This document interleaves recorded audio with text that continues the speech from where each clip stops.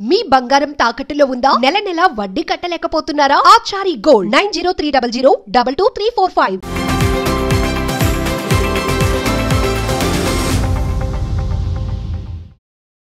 పంచాక్షరి చేసుకుంటూ ఉన్న మీకు అరుణాచలం వెళ్ళాలని ఎందుకు అనిపించింది? మా స్నేహితుడి ఇంటికి వెళ్ళా. రమణ మహర్షి ఫోటో ఉంది, దాని దిక్కే చూస్తున్నాడు అనమాట. ఎవరైనా అన్న అంటే రమణ మహర్షి అన్నాడు. రమణ మహర్షి అంటే ఎవరు? ఎందుకు అలా చూస్తున్నావు అన్న అంటే ఆయన అనుగ్రహం కలిగితే వెంటనే అడ్రస్ తీసుకొని బయలుదేరా. ఎందుకంటే నిరంతరము అదే దృష్టితో ఉండేవాడిని నేను. వెంటనే నాకు గురువుగారు, ఇప్పుడు ప్రపంచంలోని అన్ని మాయలకు మూలం మనసు. అసలు ఈ మనసు అంటే ఏంటి? మనసు లేకుండా అవ్వడం ఎలా? దానికి రూపం లేదు. మనసు అనేది ప్రత్యేకంగా లేదు. ఆలోచనలు, అనుభవాలన్నీ కూడా అన్నీ కలిపితే మనస్సు అన్నారు. నీ శరీరము నువ్వు తదాత్వం చెందకపోతే, నీ శరీరము నువ్వు కాకపోతే, కాబట్టి భగవాన్ ఏమన్నాడంటే శాంతిని పొందడం ఎలా? కామ, క్రోధ, లోభ, మోహ, మద, మత్సరాలు అనేటువంటి అరిషడ్ వర్గాలు ఉన్నాయి. దీనిలలో ఒక్కటన్నా నువ్వు సమర్పించగలవా? ఎందుకు ఇవి నిన్ను వేధిస్తున్నాయి తెలుసు, ఎందుకు పోగొట్టుకోలేకపోతున్నావు అంటే నువ్వు చస్తే తప్ప నువ్వు బాగుపడవు. చచ్చినప్పుడే నువ్వు భగవంతుని శరణాగతి చెందగలుగుతావు. బతికినోడు ఎవడు?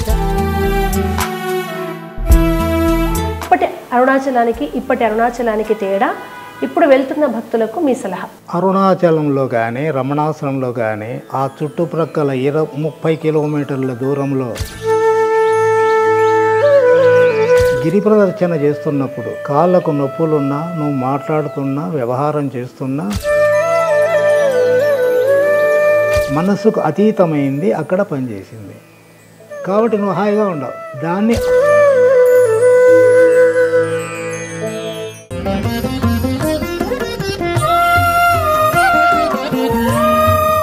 నమస్తే, వెల్కమ్ టు మ్యాగ్నెట్ టీవీ రమణీయం. నేను మీ కృష్ణవేణి. ఉదయం లేచింది మొదలు నేనుతో ప్రారంభిస్తాం. నేను మేలుకోగానే చుట్టూ ప్రపంచం, మనుషులు, పరిస్థితులు అన్నీ కల్పిస్తాయి. వాటితో పాటే మనం మమేకం అవుతూ ఆనందాన్ని, కోపాన్ని, బాధని అన్నింటినీ మనం ఫీల్ అవుతూ ఉంటాం. అయితే ఆ ఆనందమైనా కూడా శాశ్వతంగా ఉంటుందా అంటే పరిస్థితులు మనుషులతో పాటు మారిపోతూ ఉంటుంది.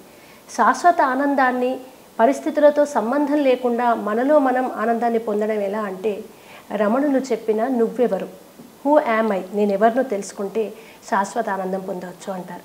అటువంటి రమణ మార్గంలోకి ప్రవేశించి ఆ తర్వాత అంచెలంచెలుగా ధ్యాన మార్గంలో ఎదిగి తాడిపత్రిలో రమణాశ్రమాన్ని స్థాపించి నిత్యం రమణుల్ని తలుస్తూ అదే మార్గంలో ఉన్నటువంటి వివి బ్రహ్మం గారు ఈరోజు మన రమణీయంలో ఉన్నారు. మాట్లాడదాం. గురువుగారు నమస్కారం. నమస్తే.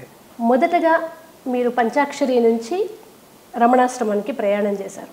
రమణాశ్రమానికి వెళ్ళక ముందు మీ జీవితానికి, రమణాశ్రమం నుంచి వచ్చిన తర్వాత మీ జీవితానికి ఒక స్పష్టమైన మార్పు అయితే తెలిసింది మీకు. పంచాక్షరి నుంచి అరుణాచలం వెళ్ళాలని ఎందుకు అనిపించింది? పంచాక్షరి చేసుకుంటూ ఉన్న మీకు. పంచాక్షరి చేస్తున్నప్పుడు నా జీవితంలో దాదాపు కొన్ని సంవత్సరాలు నిరంతరము ఆ పంచాక్షరి నామాన్ని జపించేవాడిని. ఎప్పుడు మర్చేవాడిని కాదు.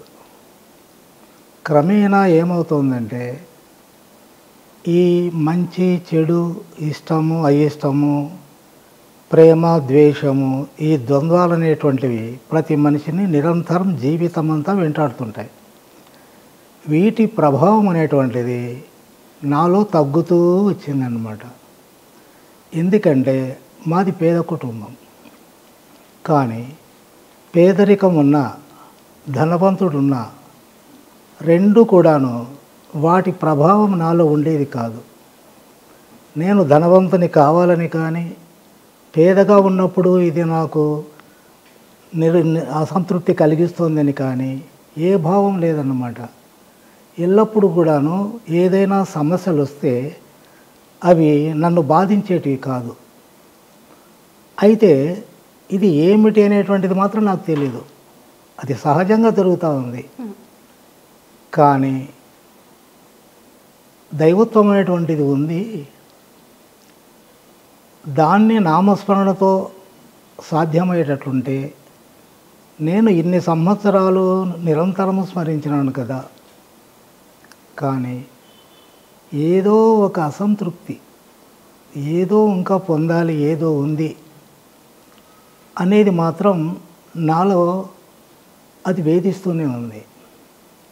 అప్పుడు ఒక మా స్నేహితుడింటికి వెళ్ళా. రమణ మహర్షి ఫోటో ఉంది, దానికే చూస్తున్నాడు అనమాట. ఎవరైనా అన్న అంటే రమణ మహర్షి అన్నాడు. రమణ మహర్షి అంటే ఎవరు, ఎందుకు అలా చూస్తున్నావు అన్న అంటే శంకరాచార్యుల తర్వాత ఈ యొక్క అద్వైతాన్ని అనుభవించి బోధించినవాడు రమణ మహర్షులు మాత్రమే.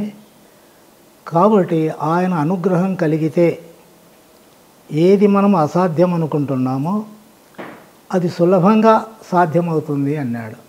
వెంటనే అడ్రస్ తీసుకొని బయలుదేరా. ఎందుకంటే నా జీవితంలో చిన్నతనం నుంచి కూడా దైవత్వం మీద ఉన్నటువంటి ఆ ఉన్నతమైనటువంటి స్థాయి, విలువ, గౌరవము, భక్తి అన్నిటికంటే నా లోపల ప్రపంచంలో ఉన్నటువంటి అన్ని విషయాల మీద కంటే కూడా ఎక్కువ నన్ను ఆకర్షించేది.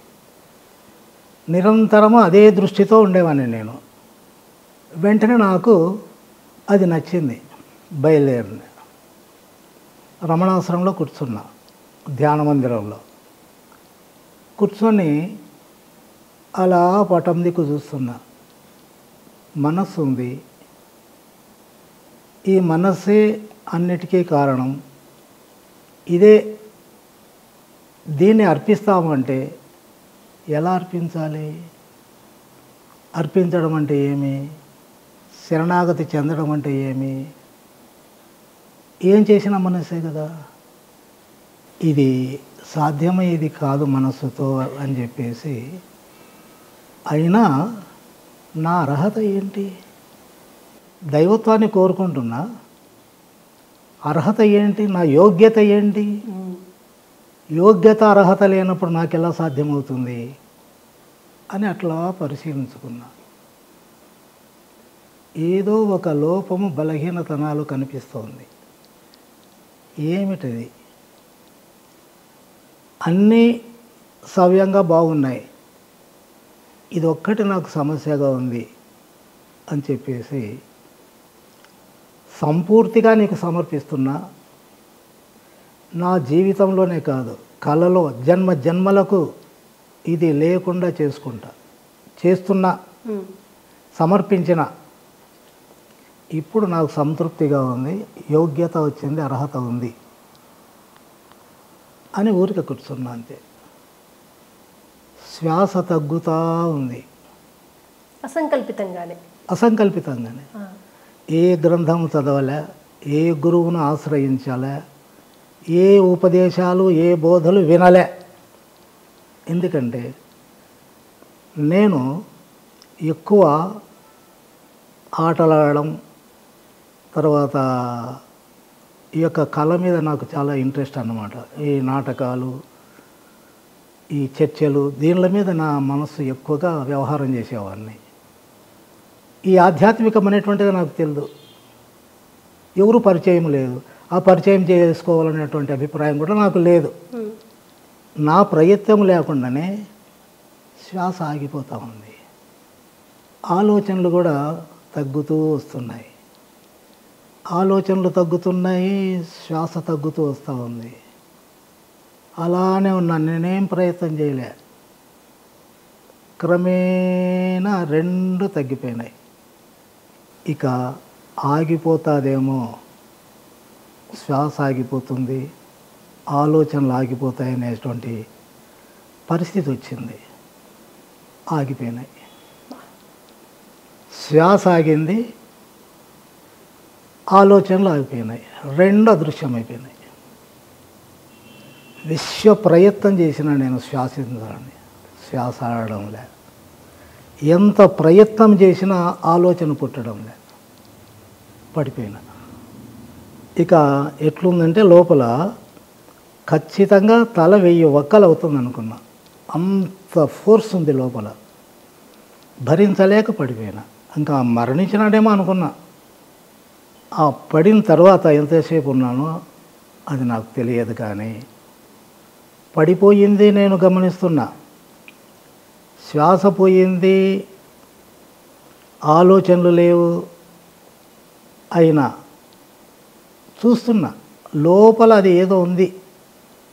ఆ సమయంలో ఏమైందంటే, ఎప్పుడైతే పడిపోయినానో ఒక శక్తి లోపల నుంచి లాగినట్లయింది. అప్పుడు వెంటనే కొద్దిగా శ్వాస మొదలైంది, ఆలోచన పుట్టింది. ఆ శ్వాస ఎలా ఆడుతోంది, మనస్సు అనేటువంటిది ఎలా పుడుతోంది, ఆలోచన అనేటువంటిది ఎలా ఫామ్ అవుతూ ఉంది, దాని ఆకారం ఎలా ధరిస్తూ ఉంది, సూక్ష్మ స్థితిలో నుంచి అది ప్రపంచం వైపుకు మరలి ఈ యొక్క రూపం అనేటువంటిది విశాలత్వాన్ని సంతరించుకుంటూ ఏ రకంగా అనేటువంటిది ఒక స్పష్టమైనటువంటి అవగాహన నాకు కలుగుతూ వచ్చింది. శ్వాస మామూలు అయిపోయింది, మనస్సు మామూలు అయిపోయింది. తర్వాత అలా చూస్తున్నా, ఒక కళ మాదిరి కనిపిస్తుంది. కళ అంటే రాత్రి మనకు వచ్చేటువంటి కళ కాదు. ఇక్కడ నాకు అన్నీ వేరుగా ఉండి నాకు కనపడుతున్నాయి.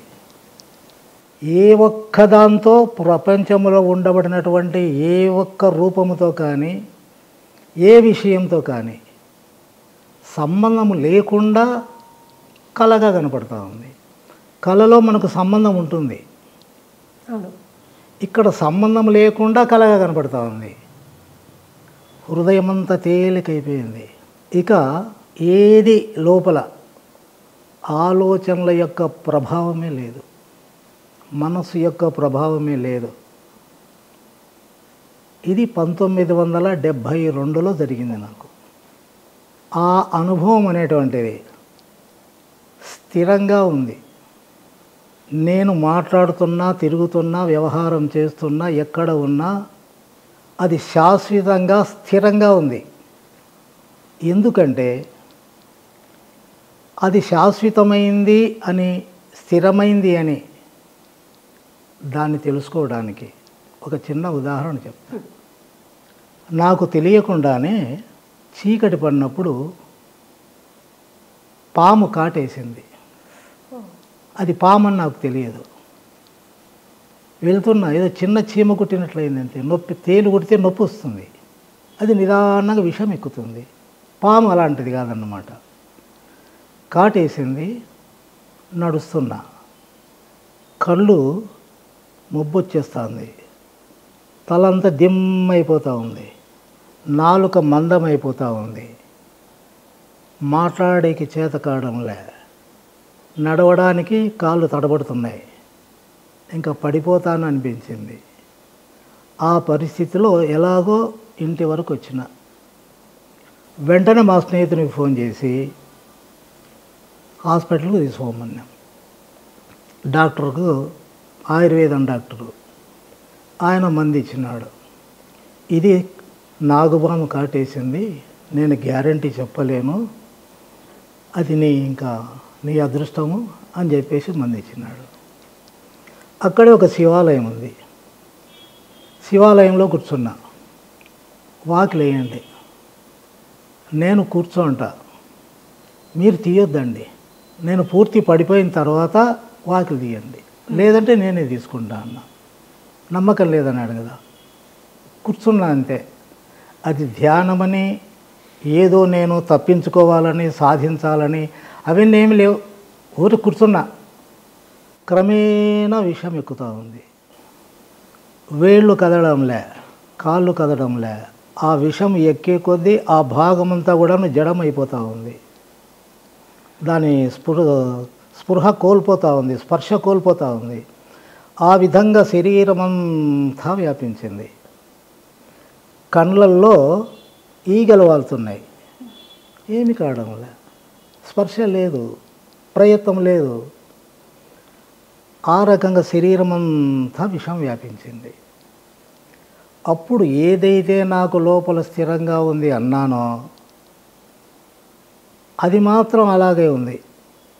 ఈ విషం అనేటువంటిది దాన్ని స్వాధీనం చేసుకోవాలని విశ్వ ప్రయత్నం చేస్తూ ఉంది. అన్నిటినీ ఆక్రమించుకోగలుగుతుంది, కానీ దాన్ని ఆక్రమించుకునేకి దానికి సాధ్యం కావడంలే. అది నేను బాగా గమనిస్తున్నా. ఎంత ప్రయత్నం చేసినా దానికి సాధ్యం కావడంలే. చివరికి అదే దాని ప్రయత్నం తగ్గిపోయింది. నిదానంగా ఉపసంహరణ జరుగుతూ ఉంది. ఉపసంహరణ జరిగి ఆ విషం అనేటువంటిది తగ్గిపోయింది. అప్పుడు తిరిగి నాకు శ్వాస, మనసు పనిచేయడము, శరీరానికి చలనం కలగడము, ఇదంతా కలిగింది. అప్పుడు అనిపించింది, అరే ఇది మామూలుగా కాదు, ఏందో అనుకున్నాను, ఇది నన్ను మరణము నుంచి కూడాను రక్షించింది కదా, ఏదో ఇది విశేషం ఉంది, గొప్ప అనుకున్నా. దానివలన ఒక అంటే ఏదో నాలో పనిచేస్తూ ఉంది అనుకున్నా. అలాగే దేవాలయంలో కూర్చున్నా. ఒక స్నేహితుడు వచ్చి ఎదురుగా కూర్చున్నాడు, నవ్వుతున్నాడు. ఎందుకప్ప నువ్వు నవ్వుతున్నావు అన్నా. ఎందుకో నీ దగ్గర కూర్చుంటే నవ్వు వస్తూ ఉంది అన్నాడు. ఇక విపరీతంగా నవ్వుతున్నాడు. అప్పుడు అనిపించింది, నీ దగ్గర కూర్చుంటే ఆనందంగా ఉంది, సంతోషంగా ఉంది అన్నాడు. ఈ రెండు నిదర్శనాల వల్ల ఏదో జరుగుతూ ఉంది. అది ఏందనేది నాకు తెలియదు, జరుగుతూ ఉండేది మాత్రం నిజం. తరువాత కొందరికి నీ వలన నాకు శాంతి, సంతోషం వస్తూ ఉంది అని అన్నారు. ఈ విధంగా క్రమేణా నాకు అంతర్వాణి, అరే నాకు నిరంతరం సంతోషం ఉంది కదా, ఆ అనుభవం వచ్చిన తర్వాత నాకు కష్టాలని కానీ, కోరికలని కానీ, జీవితం అని కానీ ఏది దాని మీద ధ్యాసే లేదు. అంటే అటువంటి అభిప్రాయము అటువైపుకు మరలడం లేదన్నమాట. ఎప్పుడు అది ఒక స్థాయిలో, ఒక సంతృప్తిలో ఉంది. ఎందుకు సంతృప్తి అని అంటున్నానంటే, నాకు ఏనాడు ఈ బాహ్యంలో కానీ అంతరములో కానీ ఎటువంటి సందేహం లేదు. నా జీవితంలో ప్రశ్నలే లేవు, జవాబులు అవసరమే లేదు. ప్రశ్న లేనప్పుడు సమాధానం ఎందుకు? కాబట్టి ప్రశ్నలు లేవు, ఎల్లప్పుడూ హాయిగా ఉన్నా. అరే ఇది మనిషికి సాధ్యమైంది కదా, మనకే కాకుండా ఇతరులకు కూడా ఇది సహాయం చేయడం మంచిది కదా అని అప్పటి నుంచి ఒక ఆమె చెక్ రిపబ్లిక్ నుంచి వచ్చింది, శాంతి కావాలని. దేశమంతా తిరిగింది, ఎక్కడ శాంతి లభించలే. అప్పుడు ఆమె కూతురు నా దగ్గరికి వచ్చిందన్నమాట. అక్కడ ఇక్కడ ఎందుకు తిరుగుతావు, బ్రహ్మం దగ్గరికి పోతే బాగుంటుంది అని చెప్పింది. వచ్చింది, ఆమెకు నా దగ్గర శాంతి లభించింది, తిరిగి వెళ్ళింది.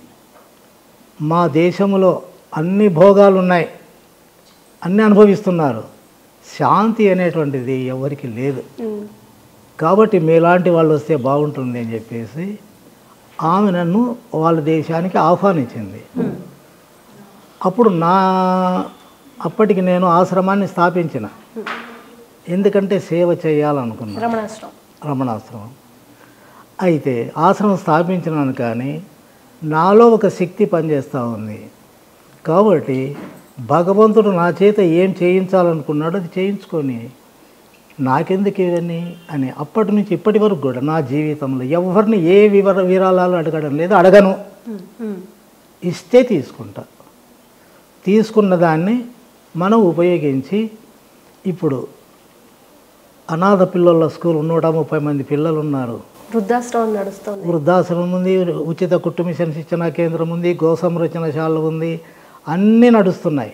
ఎవరిని నా జీవితంలో చెందాలడగలే, వస్తున్నాయి, నడుస్తూ ఉంది. అంటే ఇవన్నీ నిదర్శనం ఏంటంటే ఏదో శక్తి నడిపిస్తూ ఉంది, మన ప్రమేయం లేదు అనేది నా అనుభవంలోనే తెలుస్తూ ఉంది. ఆమె చెప్పినా అన్నమాట, నేనేమో రాగలను, ఆర్థికంగా నాకు అవకాశం లేదన్న, అన్నీ నేను చూసుకుంటాననేది. ఆమె ఛార్జీలు ఖర్చులు ఇంటి దగ్గర నుంచి వెళ్ళేంత వరకు ఒక్కసారి వెళ్ళి వచ్చిన తర్వాత పక్క దేశాలలో కొందరు వచ్చినారు. వచ్చిన వాళ్ళంతా చాలా సంతోషంగా తృప్తిగా హాయిగా ఉన్నారు. తర్వాత ఆ రకంగా ఒక 50 మంది ఫస్ట్ వచ్చినారు. అందరూ బాగా సంతోషపడినారు. క్రమేణా 2003లో నేను వెళ్ళినది, ప్రతి సంవత్సరం వెళ్తున్నా. ఇప్పుడు దాదాపు 21 సంవత్సరం వెళ్ళిన. ఇప్పుడు కూడాను జూలై 25వ తేదీ వీసా అన్నీ అక్కడ ఇన్విటేషన్స్, ఫ్లైట్ టికెట్స్ అన్నీ వచ్చేసినాయి. 25 బయలుదేరుతున్నా, 25 జూలై 25. కాబట్టి అప్పటి నుంచి ఇక రమణాశ్రమం వెళ్తే అక్కడ మామూలుగా విచారణ చెప్పేది చాలా అరుదు, తక్కువ. ఎందుకంటే అక్కడ మౌనం ఎక్కువ. అసలు అన్నిటికంటే మౌనం మహాశ్రేష్టం. దాని గురించి ఇక మాట లేదు, దానికి వివరణ లేదు. అవాంగ్మానస గోచరం అనేది దానికే. శక్తి పనిచేసినప్పుడు అన్నీ అదృశ్యమైపోతాయి. ఎందుకంటే వెలుతురు వచ్చింది, చీకటి పోయింది, అనుగ్రహం లభించింది, మనస్సుతో ఆలోచన లేదు ఇంకా. కాబట్టి నన్ను ఒక్కొక్క దేశం ఆహ్వానిస్తూ వచ్చింది అనమాట. జర్మనీ పోయినా, డెన్మార్క్, మారిషియస్, ఈ చెక్ రిపబ్లిక్ 22సారి అవుతుంది. తర్వాత కాంబోడియా వెళ్ళిన, దాదాపు 9 దేశాలు పర్యటించిన. 30 దేశాలతో నాకు సంబంధం ఉంది. ఇక రమణాశ్రమానికి వెళ్ళినప్పుడల్లా అక్కడ విదేశస్తులు ఎక్కువ వస్తుంటారు. వాళ్ళకు ఎవరు చెప్పేవాళ్ళు లేరు. అందువల్ల అక్కడ వెళ్ళినప్పుడు చాలామంది విదేశస్తులు నా దగ్గరకు వచ్చేవాళ్ళు. కాబట్టి ఈ రకంగా చాలా దేశాలతో నాకు సంబంధం ఏర్పడింది.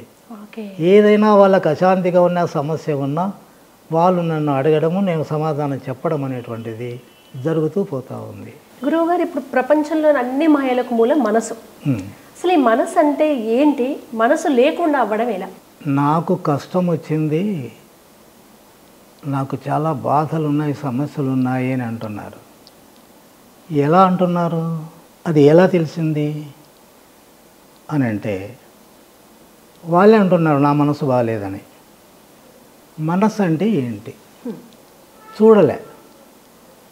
బాధ అంటున్నాం, బాధ కనిపించడంలే, తెలియడంలే, చూడడంలే, కానీ అనుభవిస్తున్నాం.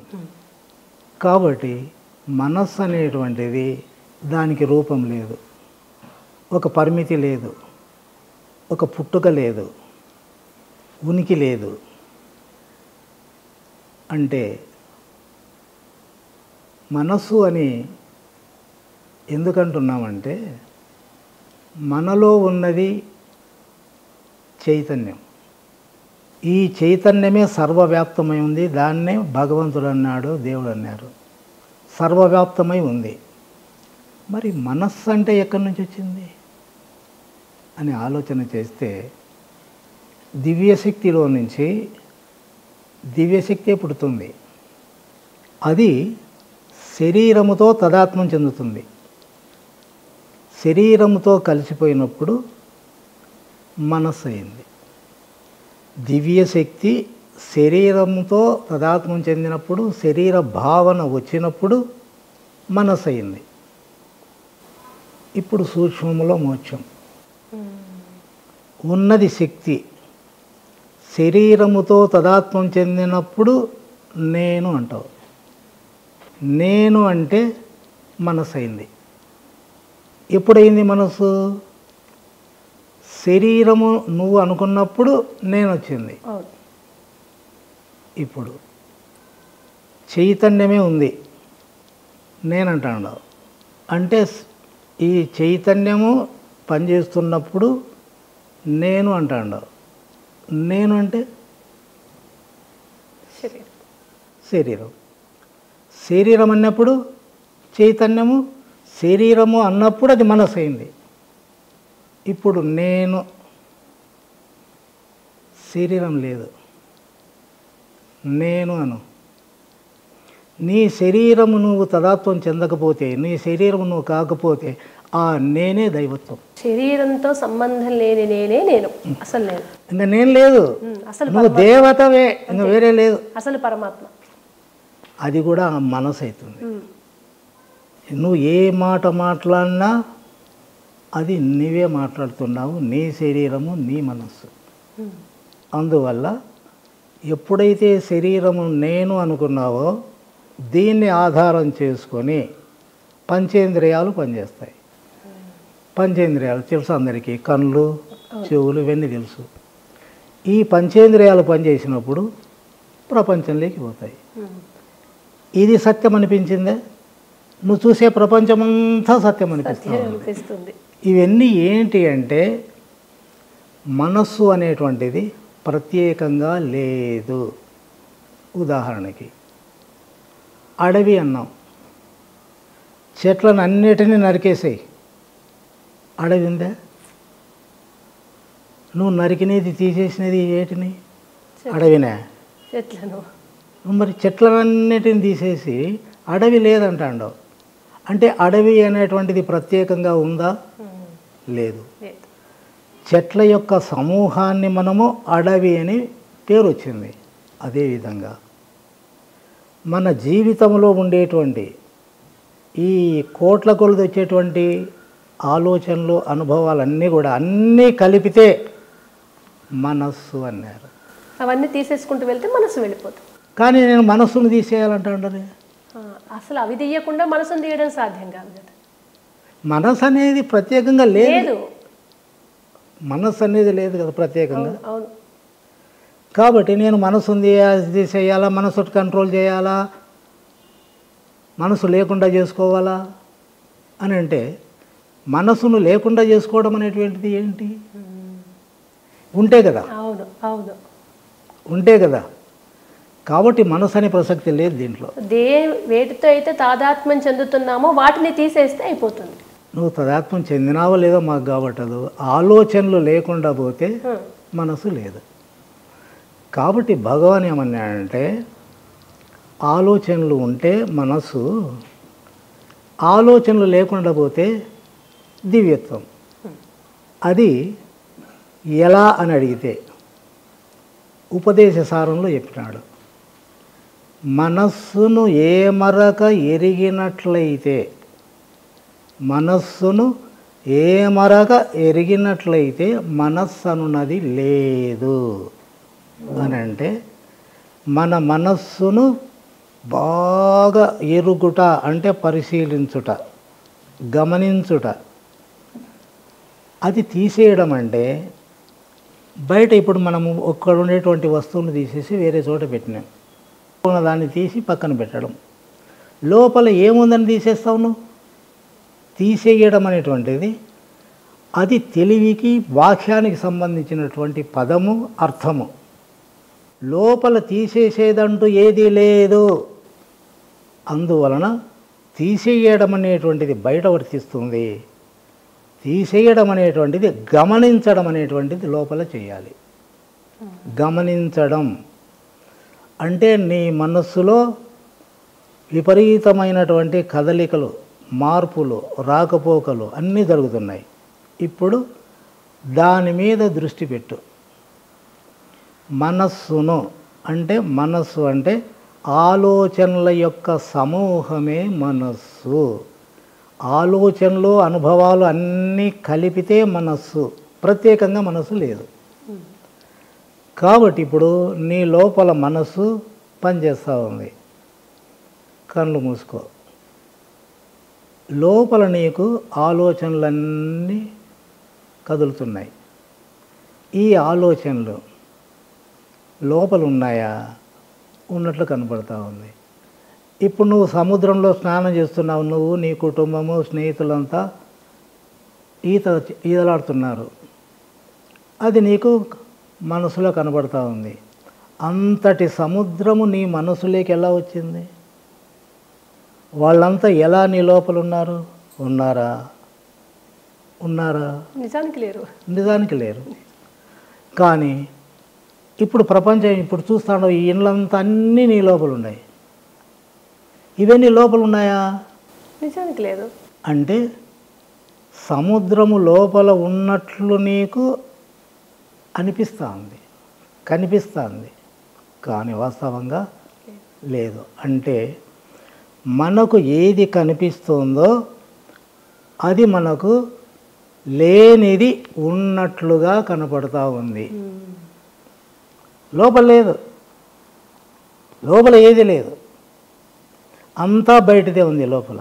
కాబట్టి లోపల ఏది లేదు, లేనిది ఉన్నట్లుగా కనిపిస్తుంది. కాబట్టి దీన్ని అజ్ఞానము, మాయా, భ్రాంతి అన్నారు. లేనిది ఉన్నట్లుగా కనిపించేటువంటి ఈ మనస్సును తీసేసేదేంది, చేసేదేంది, చూసేదేంది, మాట్లాడేదేంది ఇంకా. కాబట్టి లేనిదాన్ని లేకుండా చేసుకోవడమే, ఉన్నది ఎప్పటికీ ఉంది. ఇప్పుడు మనం ఏం చేయాలండి? ఉన్నది తెలుసుకోవాలంటే లేని దాన్ని తీసుకుంటూ వెళ్ళిపోవాలి. ఎలా? మన భావనలు ఏవైతున్నాయో ఇదంతా మాయా అన్న తీసేయి.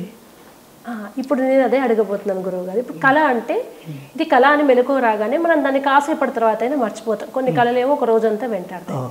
కానీ ఒక మనిషిని నీ తల్లి, నీ తండ్రి, నీ పిల్లలు, ఈ బంధువులు, ఈ బంధాలంతా మాయా అని చెప్తున్నప్పుడు ఈ జీవి యాక్సెప్ట్ చేయలేదు. ఈ 60 ఏళ్ళు, 70 ఏళ్ళు, 100 ఏళ్ళ జీవితానికి ఇది మాయ అంటే తట్టుకోలేము. కళలోంచి బయటపడ్డంత ఈజీగా బయటపడలేదు. శాంతిని పొందడం ఎలా? లేనిది ఉన్నట్లుగా కనపడుతూ ఉంది, నీకు అర్థమైంది కదా, లోపల ఏం లేదండి.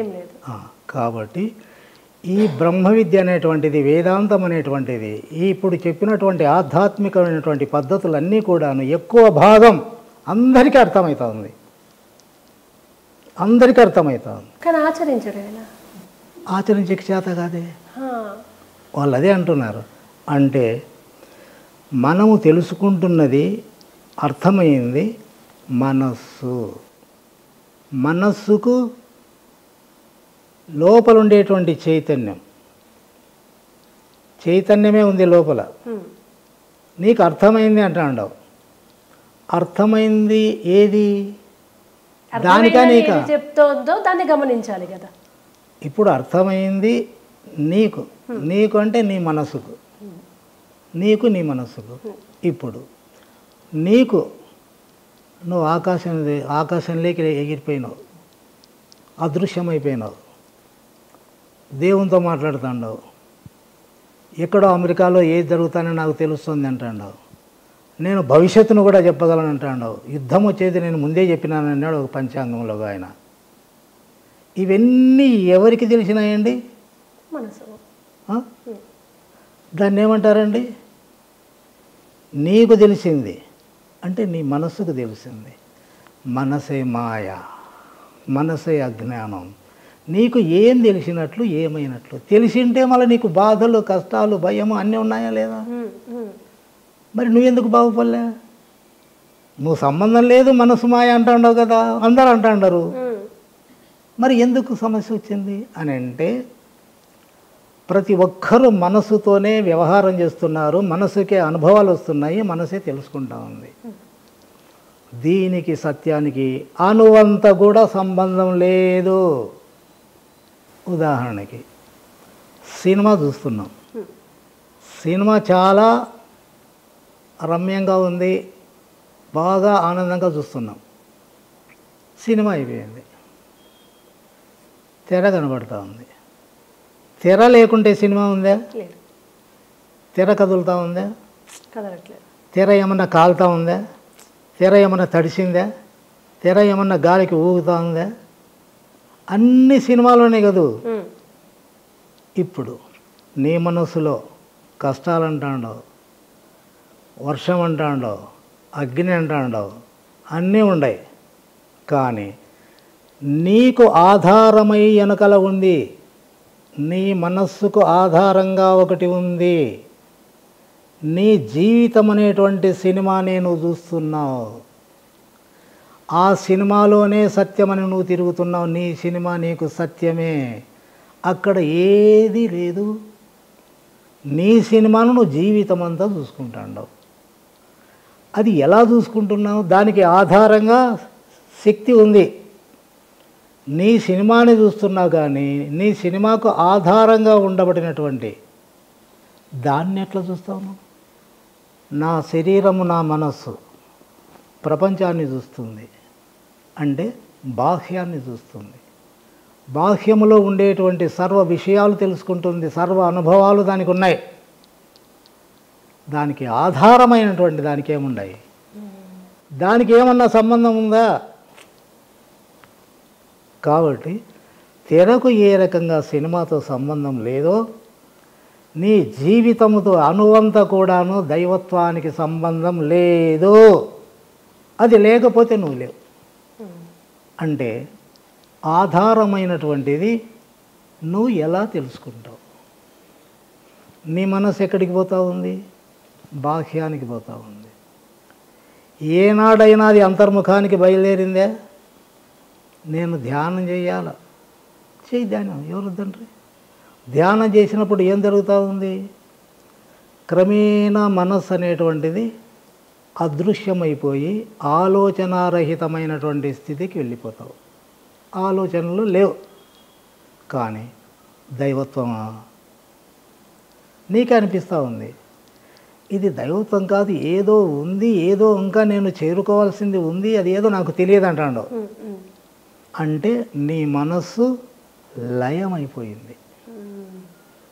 మరీ తిరిగి అది లేస్తుంది, మెలకువలో లేస్తూ ఉంది. ధ్యానం లేచిన తర్వాత తిరిగి మామూలుగా పనిచేస్తూ ఉంది మనసు. ధ్యానం చేసినంతసేపు మాత్రమే ఆలోచనలు లేకుండా ఉంటాయి. అప్పుడు నువ్వు బాగుండవు, నీకే సమస్య లేదు. తిరిగి మళ్ళీ మనసు లేస్తూ ఉంది. కారణం ఏంటంటే మనసు లయమైంది. కాబట్టి రమణ మహర్షుల వారు ఏమన్నారంటే మనస్సు లయమవుతూ ఉంది, లయమైతే అది గాఢ నిద్రతో సమానము. ఇంకొక రకంగా సమాధి స్థితి అని కూడా పేరు పెట్టినారు.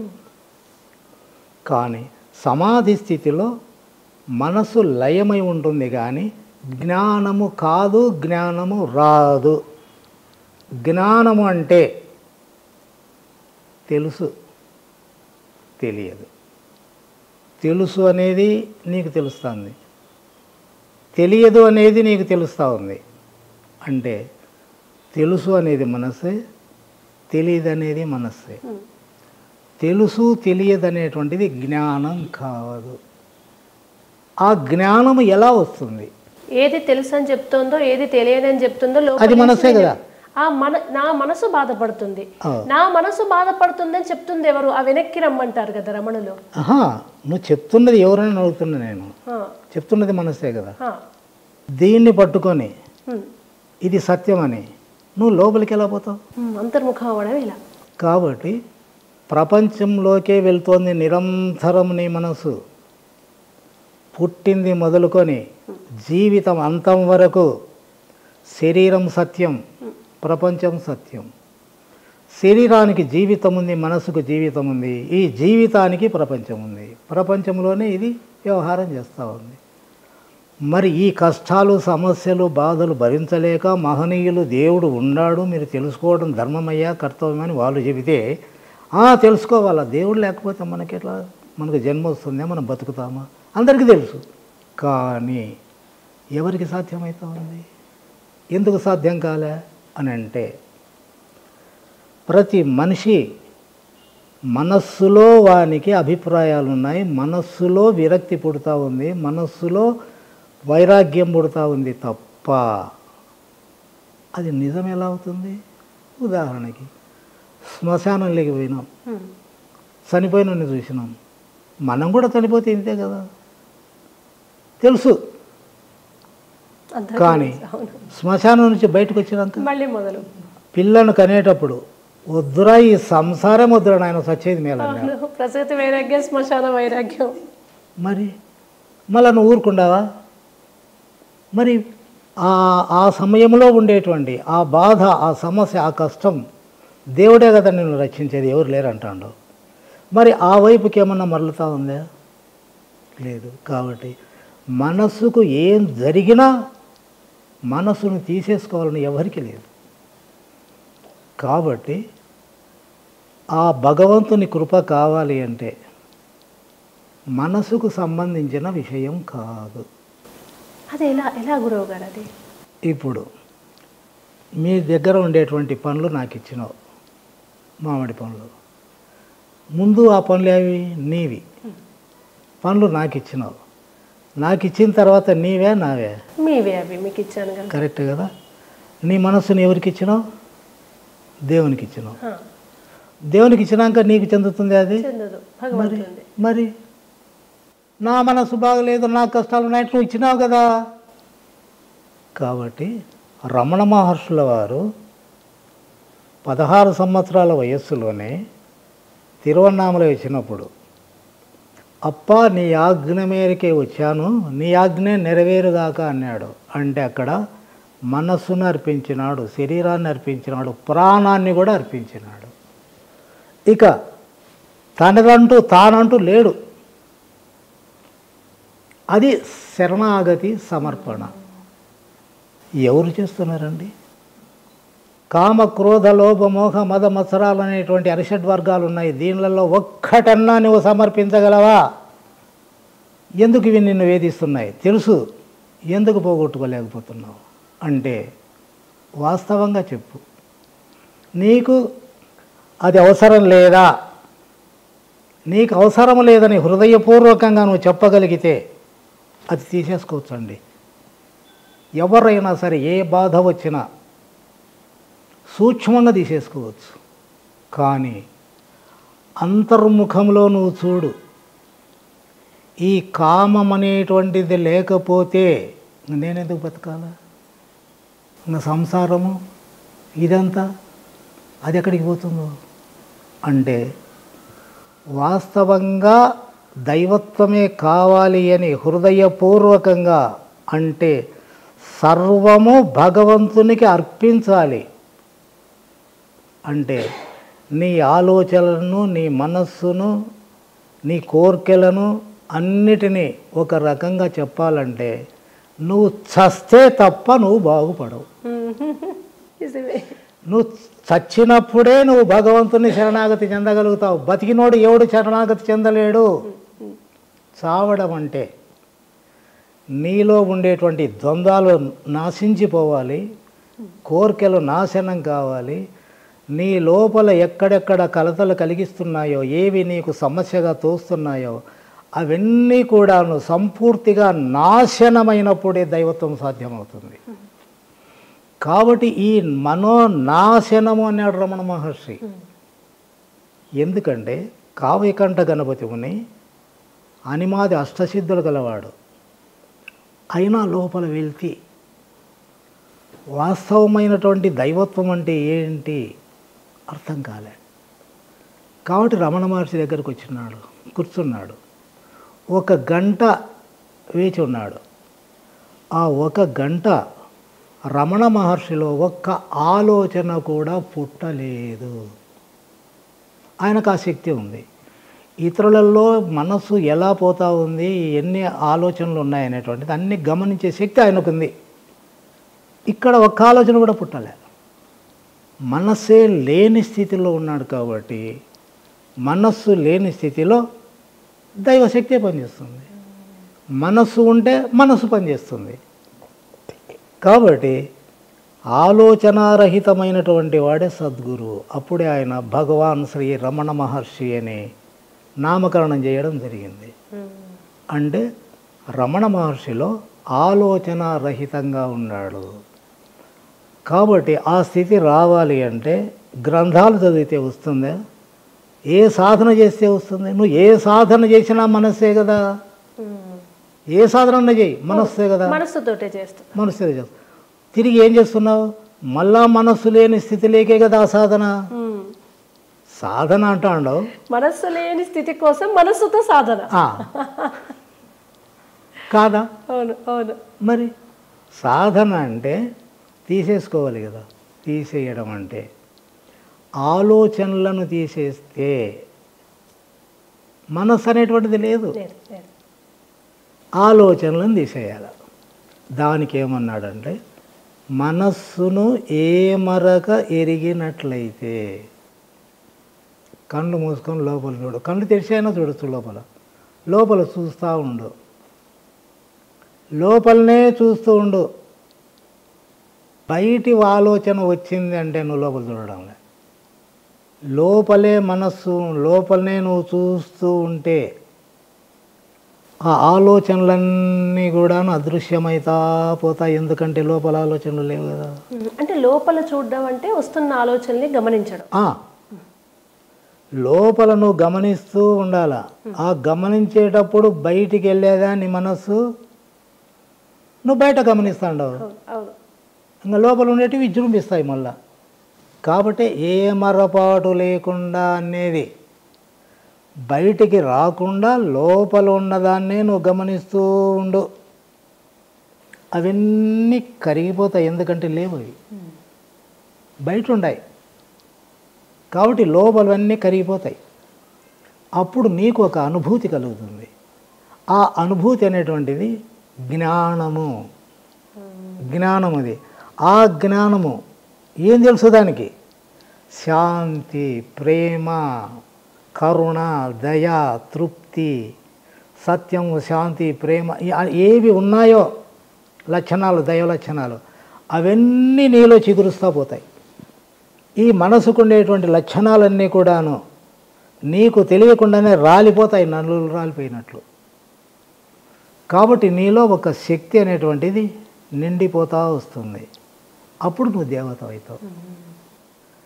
అంతేకాని ఈ మనస్సును తీసేసుకోవడంలో ఈ గమనించడం అనేటువంటిది చాలా ముఖ్యం. ఇక ఒకవేళ లోపల నువ్వు గమనించలేదనుకో, నీ లోపల ఒక ఆలోచన వచ్చింది కానీ అది బయట ఉంటుంది, బయట ఉంటుంది. కాబట్టి నీకు ఒక పాము భయం వేస్తుంది, నీకు ఆ రూమ్ రెంట్ కట్టకపోతే వాడు దుర్భాషలాడుతా అన్నాడు, వాని వల్ల నీకు సమస్య వచ్చింది, వాడిని దృష్టిలో పెట్టుకో, వాని మీదనే దృష్టి పెట్టి చూస్తూ ఉండు. నీకు వేరే ఆలోచన లేకుండా ఆ రూపం అనేటువంటిది తప్పిపోకుండా తదేకంగా చూస్తూ ఉంటే, ఇతర ఆలోచన లేకపోతే ఆ రూపం అనేటువంటిది క్రమేణా కరిగిపోతూ వస్తుంది. చివరికి అది లోపల లేదు కాబట్టి ఈ తీక్షణమైనటువంటి చూపు వల్ల ఆ రూపం అనేటువంటిది మాయమైపోతుంది. ఎప్పుడైతే ఇది మాయమైపోయిందో వాడు ఎదురొచ్చి ఏమంటున్నా కూడా ఏ అనువంతా కూడా నీకు సంబంధం ఉండదు. అంటే అక్కడ సంబంధం పెట్టుకుంటా అంటే ఇది నేను అనేటువంటిది మధ్యలో ఒకటి ఉంది. ఇది భగవంతునిలో ఐక్యమైనప్పుడు నీకు సంతోషం, శాంతి కలుగుతుంది. ఈ నేను ప్రపంచంలో ఉండేటువంటి రూపాలతో తదాత్మం చెందినప్పుడు దానిని పట్టుకున్నప్పుడు ఇది సమస్య అవుతుంది, అశాంతి వస్తుంది. కాబట్టి ఇక్కడ ఏం జరుగుతుందంటే ఆ గమనిస్తూ ఉన్నప్పుడు నేను కరిగిపోతుంది. నేను కరిగిపోయినప్పుడు చైతన్యం పనిచేస్తుంది. చైతన్యానికి రూపం ఉండదు, వెలుగుకు చీకట్లేదు కదా. కాబట్టి శక్తికి అజ్ఞానం లేదు అక్కడ. అది అజ్ఞానం, రూపం అనేటువంటిది లేనిది ఉన్నట్లు కనబడుతుంది, అజ్ఞానం అది. కాబట్టి అది కరిగిపోతుంది. ఆ విధంగా నువ్వు ఏది చూసినా ఊరికి అట్లా చూస్తూ ఉంటే అది కరిగిపోతా కరిగిపోతా కరిగిపోతా కరిగిపోతా వస్తాయి. కాబట్టి రమణ మహర్షుల వారి దృష్టిని మీరు చూడండి. ఆయన ఎప్పుడు మనసుల మీద దృష్టి పెట్టాలి, ఎప్పుడు ఎక్కడో చూసినట్లుంటుంది.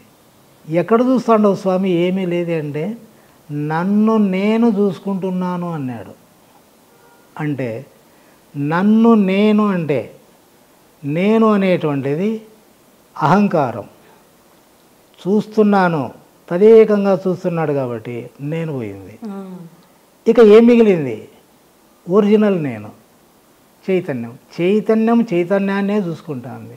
అది ఎట్లా అంటే ఇప్పుడు నువ్వు నన్ను చూస్తున్నావు, మనస్సు నా రూపం ధరించింది, నీ మనస్సే రూపాన్ని ధరించింది, చూస్తుంది.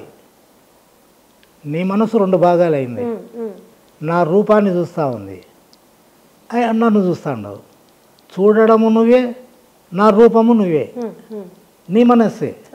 అదేవిధంగా చైతన్యం అనేటువంటిది కూడాను తన్ను తాను చూసుకుంటుంది అని అంటే అన్యము లేదు, అన్యము లేదు, ఇతరం అనేటువంటిది లేదు.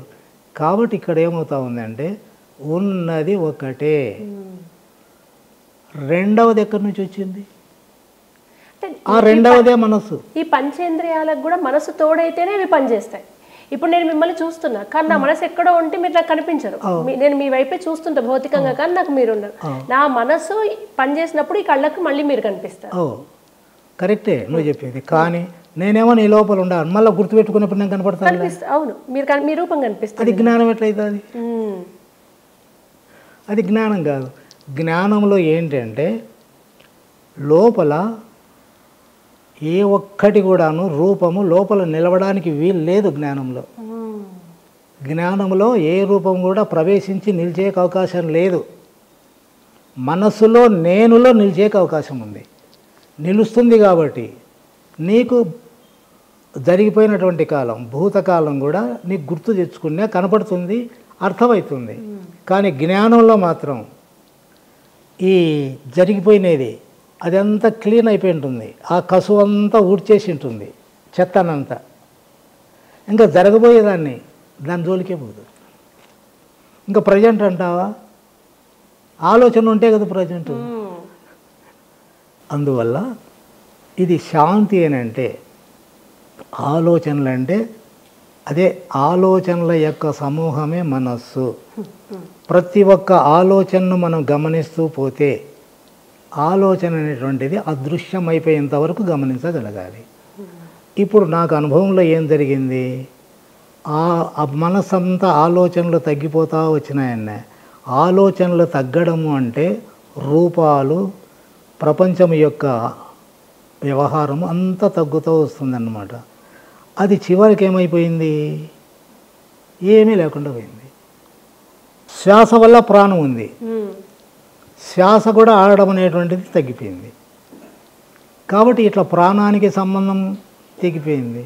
అట్లా మనసుతో కూడాను ఉండేటువంటి రూపాలతో సంబంధం తెగిపోయింది. ఆ తెగిపోయినది ఎప్పుడు జరిగింది? లోపలికి లాగినప్పుడు జరిగిపోయింది. అంతవరకు సంబంధం ఉంది. ఇప్పుడు కూడా చూస్తున్నాం, చేస్తున్నాం, కానీ లోపల ఈ ప్రింట్స్ లేవు. ప్రతి మనిషికి వెంటనే అన్ని లోపలికి వెళ్ళిపోతూ ఉంటాయి. ఆ ముద్రలు చెరిగిపోవు. ఇంకా ఆ ముద్రలు అనేటువంటివి అనుభవం ఉన్న వాళ్లకు ప్రవేశించవు. కాబట్టి వాళ్ళు శాశ్వతంగా ఆనందంగా జీవితం గడపగలరు, సహజంగానే ఉంటారు. ఇక్కడ ప్రయత్నం అనేటువంటిది మనసు అవుతుంది. కాబట్టి భగవాన్ ఒకటే చెప్తున్నాడు, మౌనంగా ఉండు, ఊరక ఉండు. ఊరక ఉండు అంటే మాట్లాడకుండా ఉండడం ఒక రకం. లోపల ఆలోచనలన్నీ నీకు కష్టము, బాధ, భయము, జరిగిపోయినది, జరగబోయేది అన్నీ నీకు ఆలోచనలు వస్తున్నాయి కదా. ఆ ఆలోచనలు వచ్చినప్పుడు నువ్వెట్లా ఊరుకున్నట్లు? అది మౌనమే కాదు. కాదు, మౌనం కాదు. ఆలోచనల యొక్క ప్రభావమే లేకుండా పోవాలి. ఇప్పుడు ఆలోచనలు లేవు. ఆలోచనలు లేకున్నా ఇక నేను విచిత్రమైనటువంటి కాంతులను చూస్తున్నా, రంగురంగులను చూస్తున్నా, నాదాన్ని వింటున్నా, ఏవేవో నాకు లోపల శబ్దాలు వినపడుతున్నాయి, వీణానాదము, అన్ని నాదాలు వినిపిస్తున్నాయి అని అంటున్నారు. ఇదంతా కూడా ఊరుకున్నవానికి సంబంధం లేదు. ఊరుకున్నవానికి ఇవి లేవు. ఇవి ఉన్నవాడు ఊరుకుండడం లేదు, ఊరుకోలేదు వాడు. ఇకపోతే లోపల రెండవదంటూ లేకుండా ఉండడం అనేటువంటిది మహామౌనం. అంటే ఇప్పుడు నువ్వు ఎంత స్థాయి కన్నా వెళ్ళు, చూసేది ఉంది, చూడబడేది ఉంది, ద్వైతం. నువ్వు ఏ స్థాయి కన్నా వెళ్ళు, రెండు ఉన్నాయి. ఆ రెండవది లేకుండా పోవడం మహామౌనం. దాంట్లోనే దివ్యశక్తి ఉంది. అది సహజం. అక్కడ నీ ప్రయత్నం చెల్లదు. ఎందుకు చెల్లదంటే ఇక్కడ మనకు నేను అనేటువంటి భావన ఎప్పుడైతే లేదో అప్పుడు వానిలో దైవశక్తి పనిచేస్తుంది. ఆ దైవశక్తి మనలో ఉండేటువంటి విషయవాసనలు, సంస్కారాలు, కోరికలు, వీటిని శరీర భావన, ప్రపంచ భావన, వీటిని అన్నిటినీ ఆ దివ్య శక్తి అన్నిటినీ తీసేస్తుంది. అందువలన ఈ మహనీయులకు లౌకిక జ్ఞానం అనేటువంటిది ఎట్టి పరిస్థితిలో వాళ్లకు లేదు. అందుకోసమే వాళ్ళు అమాయకులు, అవధూతలు, పిచ్చోళ్ళు, ఎన్ని కావాలో అన్ని బిరుదులు ఇచ్చినారు వాళ్ళకు. ఎందుకంటే మనకుండేటువంటి లక్షణాలు వాళ్ళకు లేవు. అంటే వాళ్ళు ఆనందంలో ఉన్నారంతే. ప్రపంచంలో ఏది ఆనందాన్ని ఇవ్వలేదు. ఈ ప్రపంచంలో వాళ్ళు లేరు, వాళ్ళు ఆనందంలో ఉన్నారు. ప్రపంచంలో ఎక్కడ ఆనందం ఇచ్చేటువంటి వస్తువులు కానీ, విషయాలు కానీ, రూపాలు కానీ ఎక్కడ ఏది లేదు ఆనందాన్ని ఇచ్చేది. అది లోపలనే ఉంది. కాబట్టి ఆనందం అనేటువంటిది మన సస్వరూపం. ఈ ఆనందం లేకుండా చేస్తున్నది ఆలోచనలు. సూర్యుడు ఎప్పుడు వెలుగుతున్నాడు, మేఘాలు అడ్డం వచ్చినాయి, మేఘాలు తీసిపోతే అయిపోయింది. అదేవిధంగా మన మనస్సు కూడాను అడ్డమైంది దానికి, అంతే. దాన్ని తీసేసుకోవాలి అంటే గమనించాలి. గమనిస్తూ పోతే ఇక ఆ మనస్సు అనేటువంటిది సంపూర్తిగా అదృశ్యమయ్యేటువంటి స్థితి ఉంది. ఇది అసాధ్యమయ్యా అనొచ్చు, కానీ అది దాన్నే భగవంతుని అనుగ్రహం అంటారు, గురువు అనుగ్రహం అంటారు. మనసుకు మాత్రం సాధ్యం కాదు, అది అందరికీ తెలుసు. కానీ నిన్ను నడిపించేది శక్తి ఉందే లేదా? ఆ శక్తి నువ్వు తెలుసుకున్నావా? తెలుసుకోలే. కాబట్టి తెలుసుకోలేదు కాబట్టి నువ్వే అడ్డం ఉండవు, నువ్వే మనస్సు అయినావు. నీ మనస్సు లేకపోతే ఇంకా అదే పని చేస్తుంది. అది పని చేసినప్పుడు నీకు మనసు తెలియదు. ఇంకా నాకు నేనే అడ్డంగా ఉన్నా, నేను జరుగుతా అంత ఉంది. నువ్వు లేవు కానీ అడ్డుపడుతున్నావు. కాబట్టి ఇది సహజమైంది, సులభమైంది అనేది దానికి కారణం అన్నమాట. మీరు 50 ఏళ్ల నుంచి అరుణాచలం వెళ్తూ వస్తున్నారు. అప్పటికన్నా ఇప్పుడు ఎక్కువగా విఖ్యాతి చెందింది, చాలామంది వెళ్తున్నారు. అనేక లౌకిక విషయాల కోసం వెళ్తున్న వాళ్ళు ఉన్నారు. గిరి ప్రదక్షిణ చేస్తే ఏదైనా లాభం, అనుకున్న కోరికలు నెరవేర్తాయి, అది దివ్యక్షేత్రం జరుగుతున్నాయి కూడా. కానీ అప్పటి అరుణాచలానికి ఇప్పటి అరుణాచలానికి తేడా, ఇప్పుడు వెళ్తున్న భక్తులకు మీ సలహా? చూడండి, అరుణాచలంలో కానీ రమణాశ్రమంలో కానీ ఆ చుట్టుప్రక్కల 30 కిలోమీటర్ల దూరంలో ఒక దివ్య శక్తి పనిచేస్తూ ఉంది. అక్కడ ప్రవేశించిన వాళ్ళకి అది లోపల ప్రవేశిస్తుంది. ఆ ప్రవేశించినప్పుడు మనసు ప్రశాంతంగా ఉంటుంది. గిరి ప్రదక్షిణ చేస్తున్నప్పుడు కాళ్ళకు నొప్పులున్నా, నువ్వు మాట్లాడుతున్నా, వ్యవహారం చేస్తున్నా, అంత సందడి ఉన్నా, అంతటి సంఖ్య ఉన్నా కూడా లోపల నీకు హాయిగా ఉంటుంది. ఎందుకంటే ఆ దివ్యశక్తి యొక్క శక్తి తరంగాలు అనేటువంటివి నీ హృదయంలో ప్రవేశిస్తాయి. వాటి వలన నీ మనస్సు ప్రశాంతత చెందుతుంది. దీన్ని ఆత్మస్థితి అంటారు. ఇది ఎక్కువ భాగం అందరికీ అనుభవంలో ఉంది. రమణాశ్రమంలో కూర్చుంటే ప్రతి ఒక్కరు కూడా నాకు హాయిగా ఉంది, ప్రశాంతంగా ఉంది, నెమ్మదిగా ఉంది అని చెప్పి చెప్తున్నారు. అంటే అక్కడ మనస్సు పని చెయ్యలే, మనస్సు లేదు, మనస్సుకు అతీతమైంది అక్కడ పనిచేసింది. కాబట్టి నువ్వు హాయిగా ఉండవు. దాన్ని ఆత్మస్థితి అంటారు. ఇప్పుడు మన ఇద్దరం మాట్లాడుతున్నాం, మీ మనస్సు కొద్దిగా సంతోషంగా హాయిగా ఉంటుంది కూడా. ఉన్నప్పుడు ఏమవుతుందంటే దాన్ని ఆత్మస్థితి అంటారు. అది ఏందో గొప్పదేం కాదు. ఆత్మస్థితి అంటే ఇప్పుడు మీకు కష్టాలు కానీ, బాధలు కానీ, సమస్యలు కానీ నీకు ఏమున్నాయో, ఇప్పుడు నీలో ఏమన్నా ఉన్నాయో, దాన్ని ఆత్మస్థితి అంటారు. ఈ ఆత్మస్థితిలో మనస్సు నిర్మలమైపోయి ఉంటుంది, దానికి ఉండే లక్షణాలు కోల్పోతుంది. దాన్ని ఆత్మస్థితి అంటారు. ఉంది. ఇప్పుడు ఆత్మస్థితి అంటే నిర్మలంగా ఉంటేనే కదా, ఆడ ప్రయత్నం లేదు కదా. తర్వాత నీవు అదే విధంగా నిర్మలంగా ప్రయత్నరహితంగా ఉంటే ఆత్మ సాక్షాత్కారం సులభంగా వస్తుంది. అక్కడ నీ ప్రయత్నం లేదు కదా, నిర్మలం వచ్చింది కదా. ఇక్కడ నిర్మలంగా కూర్చో, ప్రయత్నం ఉండకూడదు. ప్రయత్నం చేస్తే మనసు అవుతుంది, మనసు అయితే అజ్ఞానం అవుతుంది, అది పక్కకు పోతుంది, ప్రపంచాన్ని అంతా తీసుకొచ్చి లోపల పెడతాది. కాబట్టి నువ్వు నిర్మలంగా కూర్చో, ప్రయత్నం లేదు. ఇంకొకటి, నిద్రపోకూడదు. ఎప్పుడైతే మనస్సు నిర్మలమైపోతుందో ఫస్ట్ వచ్చేది నిద్ర. నిద్ర హాయిగా అనిపించి నిద్ర వస్తుంది. నిద్రపోకూడదు. నిద్రపోతే అది తన్మయత్వం కిందికి వస్తుంది. తన్మయత్వం వచ్చినప్పుడు అది దానికి అలవాటు అవుతుంది. మత్తు తీసుకున్న వానికి ఎట్లా అలవాటు అవుతుందో మత్తు పదార్థానికి అలవాటు పడ్డట్టు అవుతుంది. ఇది కూడా అట్లా అలవాటు అవుతుంది. అప్పుడు ఏమైపోతుందంటే నేను తన్మయత్వంలో ఉండాలని అనిపిస్తూ ఉంటుంది, కానీ జ్ఞానానికి మాత్రం అవరోధం అవుతుంది. అక్కడ ఎరుక ఉండాలి. ఎరుక అంటే ఏ అనుభవం వచ్చినా దాన్ని గమనిస్తూ ప్రయత్నరహితంగా సహజంగా ఉండగలగాలి. ఉంటే తప్పకుండా సాక్షాత్కారం జరుగుతుంది. ఇక మనిషి ప్రశాంతంగా ఉన్నప్పుడు ప్రయత్నరహితం, శాంతి, ఆలోచన రహితం, నిద్ర రాకుండా, ప్రయత్నం లేకుండా శాంతి అలాగే ఉండదు.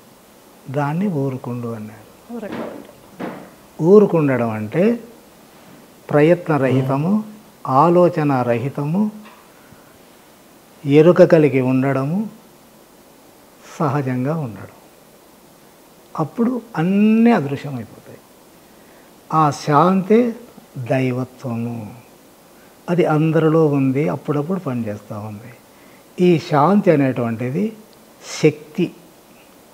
శక్తి అంటే అర్థం కాదు, శాంతి అంటే మనసుకు అర్థం అవుతుంది.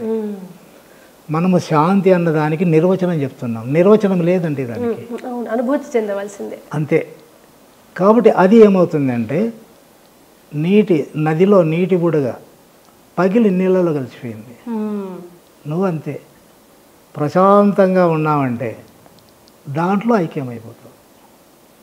కాబట్టి అది జన్మ ధన్యం అవుతుంది అన్నమాట. మీరు ఏదైనా ప్రశ్నల నుంచి అడగచ్చు. ధన్యవాదాలు గురువుగారు. రమణ తత్వానికి సంబంధించిన ప్రధానమైనటువంటి అనేక సందేహాల్ని మీరు నివృత్తి చేశారు.